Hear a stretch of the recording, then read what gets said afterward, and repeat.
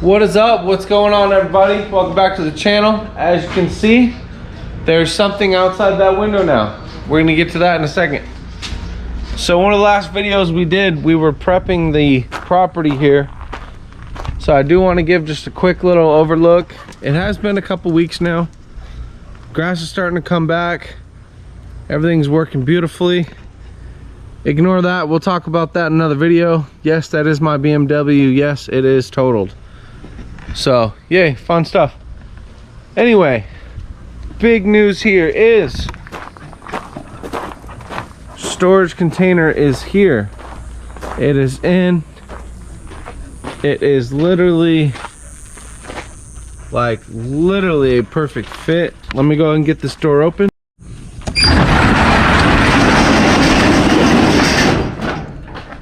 All right, so check it out. So we did run some real temporary power. I did drill a couple holes through the back wall. We did do some electrical covers. So it is fully sealed. Ran an extension cord in here. Threw a power strip on the wall. Do have some hanging lights in here. All Harbor Freight specials here. So we did end up putting the entire, basically the entire Dodge Viper interior in here. We've got a shelf in here. We're just starting to kind of hang a couple specialty tools.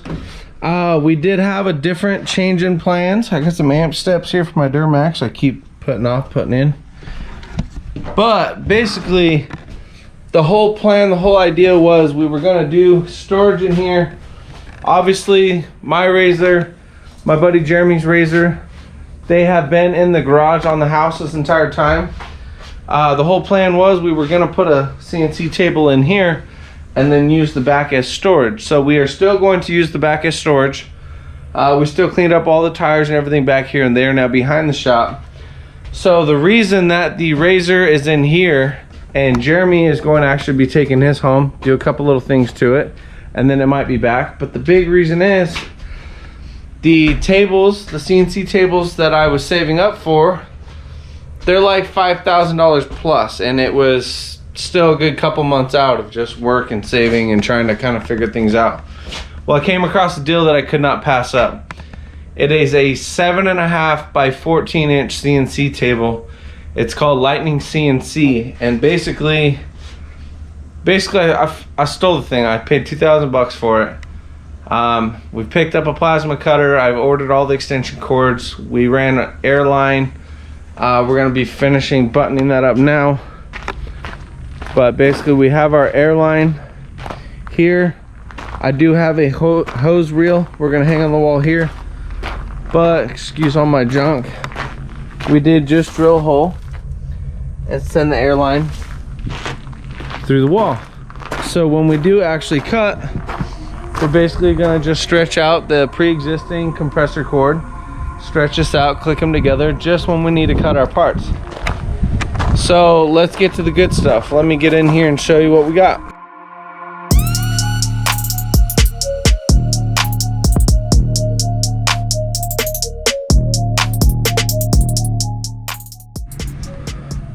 All right, so here it is. So we did basically, I think I have a couple pictures on my phone which I will insert before this, but basically we disassembled the table. We took half of it off, took the middle legs out, took them off, moved the end legs to the middle, and then moved the support brackets and all that. So we now have a 7.5 by 7 foot table, which is still bigger than the one I was trying to get, which is amazing. But the 7.5 by 14 would have basically gone to half of the toolbox over here. It would have literally taken up like the entire garage. So this is more than plenty. This is bigger than I was wanting to get, so this is still a very amazing table. So we do have we took the black toolbox out of the corner of the shop there, set up all the computers, set up the control box. I did go and buy a Everlast 52i CNC plasma cutter. It does have all the CNC table settings and stuff like that, as well as it does have the what was it called, an interface port. I believe it's called interface port. So we have that wired in. Isaiah did go ahead and pull it apart and solder in the connections there. So I'm gonna go ahead and just flick it on here. So we did add a power strip, have a computer fan so it's blowing in your face, and then we have this big giant shop fan that'll kind of just blow all the crap through here. So hopefully it doesn't get too dusty and dirty up in the shop here. So let's get it turned on, show you guys what we got. But hopefully with all these fans, it shouldn't get too hot out here. It should be hopefully pretty reasonable to sit out here and just kind of work and cut our own parts. So we are officially, I think, like 2 days out from being able to start cutting our own parts. I did have to order a massive 50 amp extension cord. I did order a 40 foot, which I'm basically gonna just kind of route it through and plug it into where the dryer is. So everything should fully work out here for now. There we go. I didn't hit the power button. What's up, doggies? So here we are. We're gonna power up. So you can see we got the little TV screen. It is on a magnet here. Let's see here. But I did have to make this little CNC mount. Basically just took a piece of angle iron, flat plate, took a piece of round stock, just kind of put some chops in it, welded it up just to give it that arc. So it is holding the torch cord out into the middle of the table. So I did turn the fan off here so you can hear me a little bit better. So this is the Mach 3 software. I am 100% new to CNC. I have been learning computers. I've been basically putting myself through computer school with all this, learning how to edit, learning how to transfer files and download files, and a little bit of Photoshop. We do have our own in-house vinyl cutter, which I've only used a couple times, which I really need to sit down and just put in more time with it. But now we do have a CNC table, which this is a huge upgrade, huge add-on to the shop. We can now start doing all our own in-house parts.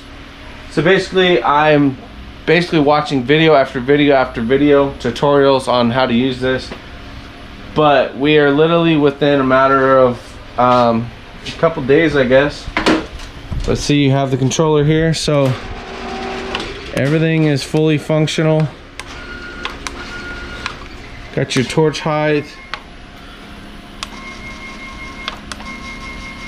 So it's just really cool to basically be able to, be able to pull all this off in such a short period of time. I really was not trying to do all of this so quickly, but with the new employee Isaiah in here, we've been really just putting in a lot of hours and really just kind of busting our ass and just making things happen. So we've been basically working a lot of long days, and I mean, it's paying off. So hopefully sometime middle of next week we'll actually be doing our first cuts and starting to play with settings and being able to actually start doing our own parts. I know the Pathfinder is waiting on upper forelink mounts, so instead of purchasing them, you know, I know you guys know these parts are pretty expensive, so instead of purchasing them, we have the steel. Now we have the machine to do it. So I'm just gonna take a couple days, learn how to do it, figure it out. My CNC guy Randy, he's being super supportive about it. He said he's gonna come over after work one day and just teach me the basics, basically get me at least going and starting, and just to the point where I can start doing a couple parts myself, and then I can just learn and keep picking my brain from there. So with all that being said, things are happening. All right, so with that being all said, basically we're going to be doing our own in-house parts, which is going to just take the shop to the next level. We're going to start saving a lot of money having to outsource all these parts to laser and CNC. We're going to save a lot of downtime waiting on parts.